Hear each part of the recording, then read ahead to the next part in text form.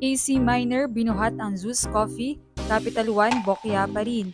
Bilen gusto nang maglaro.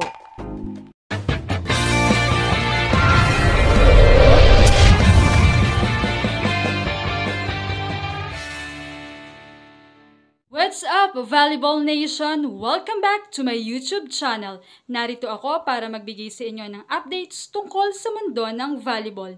Pero bago yan, don't forget to subscribe and hit the notification bell para updated ka sa aking mga videos.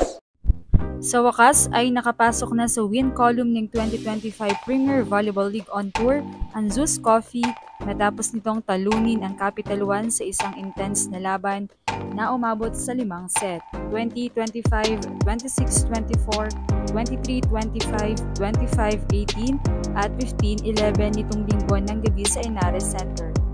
Matapos mabigo sa kanilang huling 5-set na laban kontra Akari Chargers, 24-26, 21-25, 25-17, 25-17 at 15-17, sinigurado ng Thunderbells na matatapos nila ang laban sa pagkakataong ito. Bunsod nito, umangat sila sa 1-1 sa Pool B at nakamit ang solong ika-4 na pwesto. Bumida nga ang overall 5th round pick na si AC Minor mula sa Ateneo Lady Eagles na nagtala ng 18 points mula sa 13 attacks, 5 blocks, mayroon ding 2 excellent digs and 1 receive. Pinatunayan ni Minor na hindi lang pang collegiate level ang husay niya at for sure ay very proud ang Ateneo fans.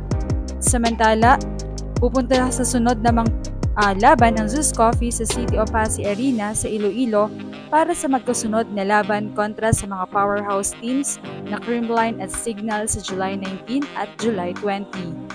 Tuloy pa rin naman ang pagkakadapa ng Solar Spikers na nanatiling walang panalo sa torneo na may kartadang 0-4. Susubukan namang bumawi ng Capital One at makakuha ng magandang pagtatapos sa pool play sa kanilang laban kontra Akari sa July 15 sa PhilOil Eco Oil Center sa San Juan.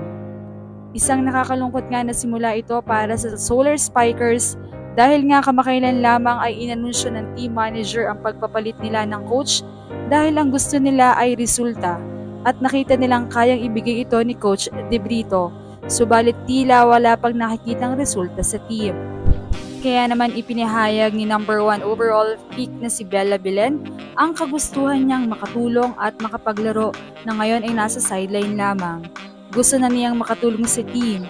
Siyempre nakakalungkot daw na hindi siya makapaglaro dahil bawal pa at wala pang go signal kung kailan sila mapapayagan. Pero very excited siyang makatulong sa team. Ipaglalaban daw niya ang Capital One gaya kung paano niya ipinaglaban ang NU. Anong masasabi niyo rito? Leave a comment below.